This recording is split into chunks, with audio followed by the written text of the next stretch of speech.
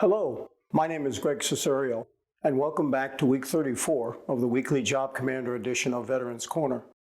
I proudly served in the U.S. Army during Vietnam from 1967 to 1969.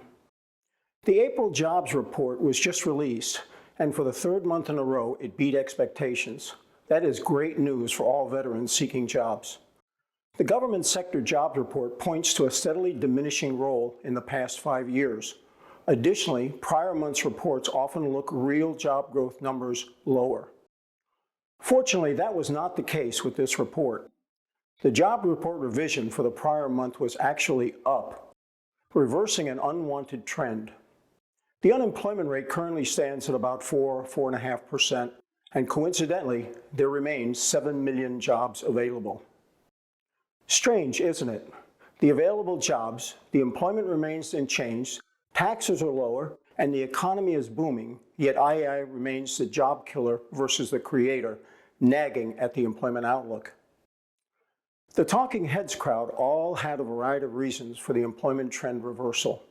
However, the most common reason for the employment success reversal was, are you ready? AI was beginning to manifest itself in the form of worker productivity. It appears that the Chicken Little crowd was incorrect, again. What was initially portrayed as a job killer has now become a job maker. Many have now concluded that companies not adopting AI will likely be left behind. From a veteran's perspective, this is beneficial for multiple reasons. An expanding job market driven by multiple factors is historically more beneficial long-term than an employment market driven by technology alone.